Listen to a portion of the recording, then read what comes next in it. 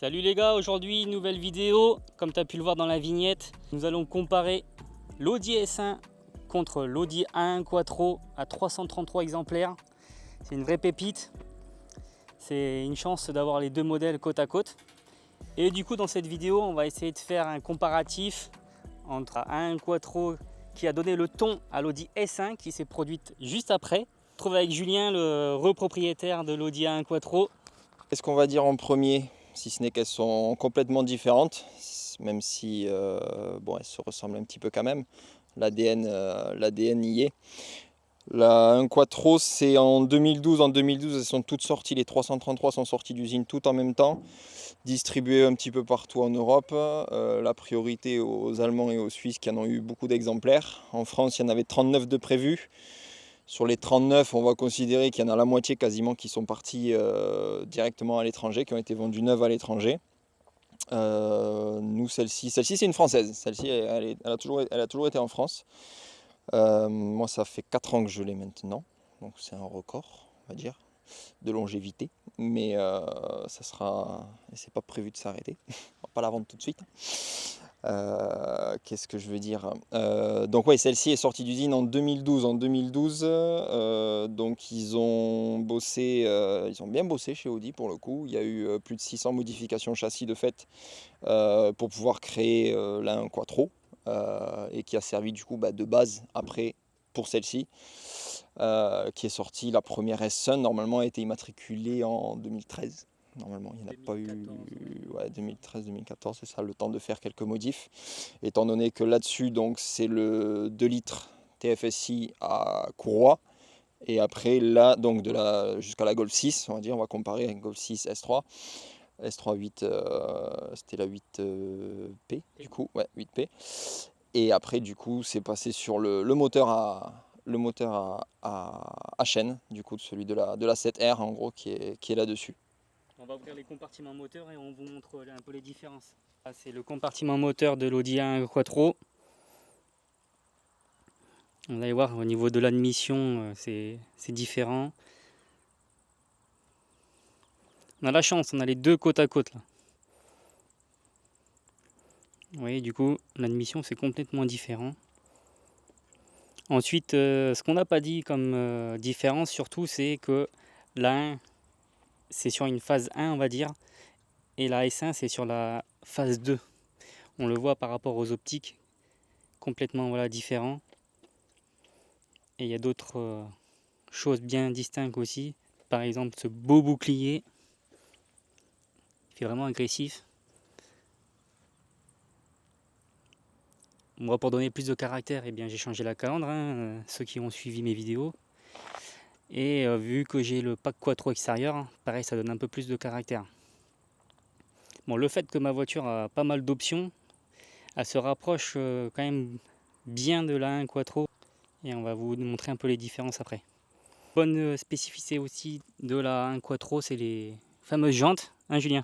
Qui essaie de reprendre un petit peu le look de la S1 de rallye de l'époque des années 80. Donc c'est pas un centerlock, hein, c'est un cache et derrière il y a bien les 5 écrous, donc en 5 par 112 du coup, comme on verra plus tard. Du coup on en parlera plus tard des trains roulants qui sont différents entre les deux, qui sont plus gros sur la 1 Quattro que sur la S1. Ouais, bon, faites pas gaffe, hein, on a été roulé juste avant.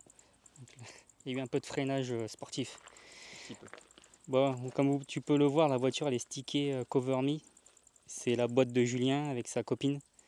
On en parlera peut-être tout à l'heure aussi rapidement. Sur Perpignan, si vous cherchez à faire du covering, vitre teintée, protection PPF, eh bien, il a sa petite entreprise. Alors sur la 1 Quattro, comme tu peux le voir, il y a les sièges baquets. Alors une petite différence par rapport à l'Audi S1, c'est que par exemple là, ils ne sont pas siglés au niveau des appuis-têtes. On verra après dans la mienne. Pommeau R8, toi c'est d'origine. Dans la S1 c'est en option. Le volant met plat. Le fond de compteur il est rouge. C'est vraiment très joli ça. Sur la S1 c'est gris. Petit bouton stop comme dans la S1 aussi. Alors toi tu me disais t'as pas de mode drive select. Non, celle-ci elle n'est pas équipée des modes confort, éco, sport. Là c'est roule sport ou roule sport. Petit Instagram au passage. Ce fameux béquet aussi qui est particulier à la 1 Quattro. Ah, celui-là je te l'ai dit, si un jour je peux me le trouver même en réplique, je le trouve magnifique. Différence également sur les phares arrière qui ne sont pas du tout pareils. Petit logo Quattro. Alors la bande de mal de coffre noire, bah, c'est 2 séries sur la 1 Quattro. Sur la S1 c'est en option. Autre différence c'est les échappements gauche-droite ronde. Sur la S1 c'est 4 sorties type Golf 7R. S3 aussi. Donc bah, Julien il a fait faire une demi-ligne très sympa, vous l'entendrez dans la vidéo quand on va rouler. Les bas de caisse, pareil, belle différence par rapport à l'Audi S1.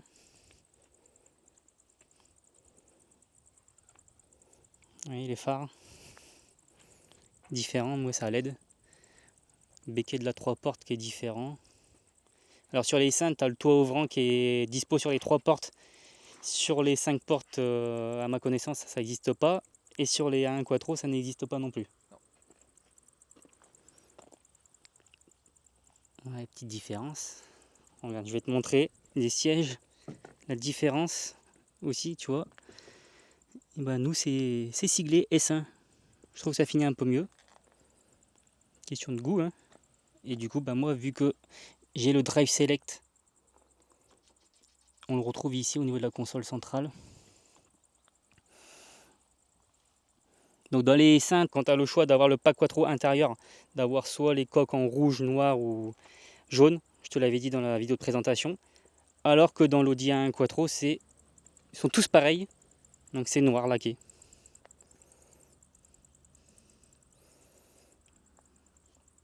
Allez, le petit logo 1 sur 333 exemplaires. Le fond de compteur des tours minutes en rouge, ça fait vraiment sympa. Et autre particularité que j'ai vue, c'est les panneaux de porte qui sont laqués en noir, alors que dans l'Audi S1, eh bien, c'est en simili cuir. Et moi j'ai le pack, je sais pas si c'est un pack, mais c'est gris souris.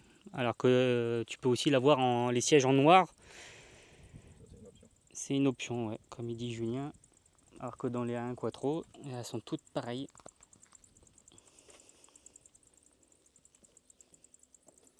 Bon, maintenant on va aller rouler. Bon les gars, on se retrouve dans l'Audi A1 Quattro de Julien. On va voir un peu les différences du train avant, etc. Comme on vous a expliqué tout à l'heure hors voiture. Bon Julien, tu vas nous en dire un peu plus. Eh bien, on a quand même pas mal de différences entre l'une et l'autre. On le ressent vachement à la conduite. La différence à l'avantage de celle-ci, c'est la surdimension des trains. C'est-à-dire que pour le coup, ils ont été pas trop mal chez Audi et ils ont upgrade complet les trains. Les trains avant sont ceux de la TTS et de la S3 et le train arrière aussi d'ailleurs.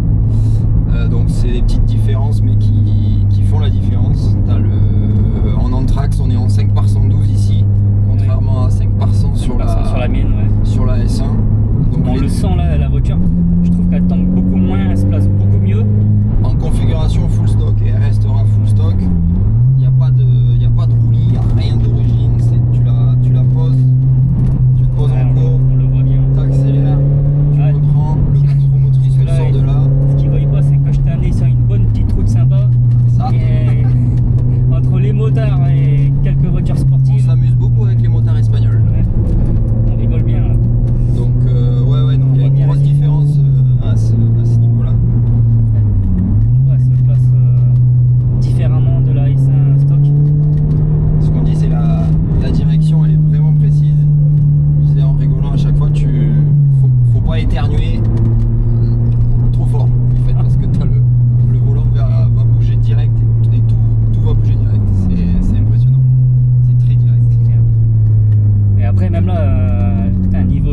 côté, les motards qui nous font signe.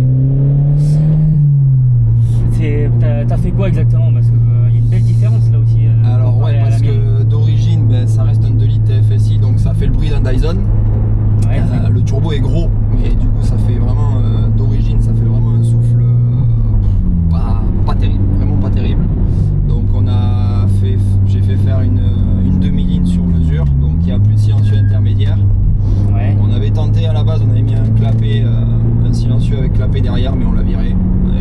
Donc là elle est sortie cata, full tube. Il n'y a plus rien.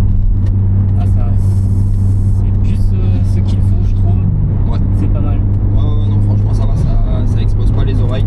Sur du long trajet, ça va avoir tendance à faire un peu caisse de résonance, donc ça peut prendre un peu la tête, mais en même temps elle est pas là pour ça. On s'amuse pas à traverser la France avec.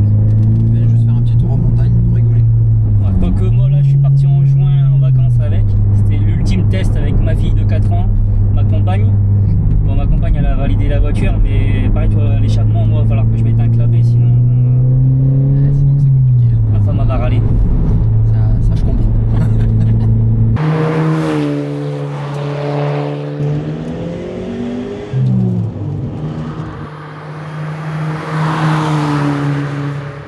Une voiture qui se vendait prix catalogue en 2012, 51 500 € de tête.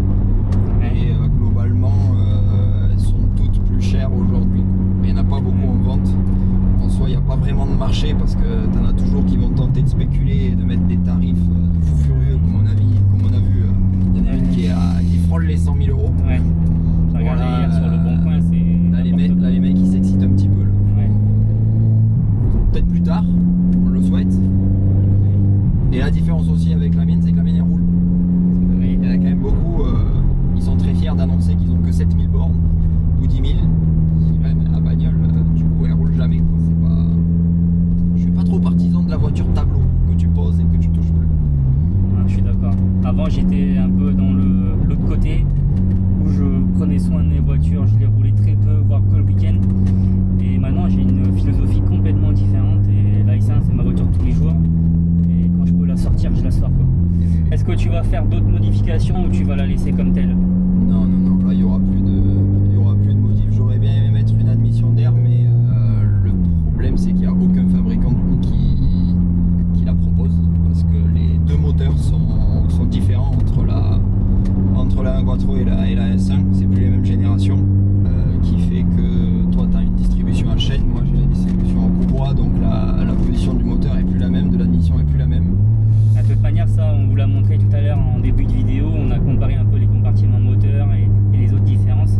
C'est vrai que la 1 Quattro elle a été la voiture, on va dire, où tout a commencé pour la S1 après quoi. Ça a été Oui, complètement. La base quoi, de tout. Hein.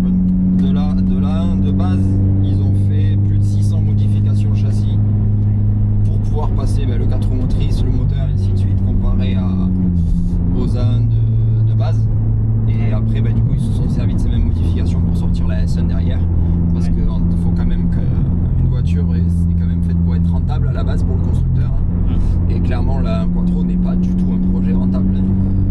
Vu les heures et le coût que ça a dû avoir, il fallait bien sortir une bagnole derrière pour rentabiliser le projet. Et la S1, je ne sais pas exactement à combien d'exemplaires elle s'est vendue, mais il y en a eu.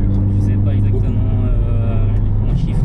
Moi, ce qui m'interpelle, on va discuter un peu de ça aussi niveau prix, parce que comme je l'expliquais tout à l'heure, ma voiture, le premier propriétaire l'a acheté à 36 000 € plus 11 000 € d'options. Quand tu compares entre du coup la 1 Quattro et l'Audi S1 comme la mienne qui est, on va dire, bien optionnée, les réelles différences à ton avis, c'est justifié ou pas? Oui, parce qu'au final, il n'y a pas tant d'écart que ça. Et on parle d'une série limitée, donc c'est toujours pareil, celle-ci. Je suis d'accord avec toi. Et ce qui est bien avec la Quattro, c'est que les 333 qui sont sortis en Europe sont toutes identiques. Il n'y a pas une option de différence, même une couleur, rien du tout. Contrairement, même si tu prends les R8 GT qui sont limités à 333 exemplaires et numérotés, mais celle-ci par exemple, tu pouvais acheter et avoir des options différentes. Donc c'est une série limitée, oui, mais elles sont différentes. Alors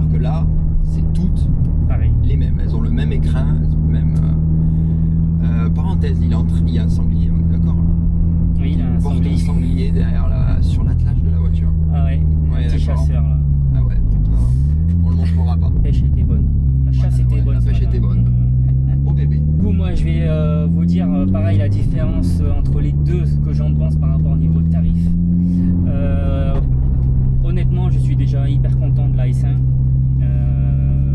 C'est vrai que j'aurai le porte-monnaie rien que pour le côté collector, 333 exemplaires, je le ferai, passer le cap.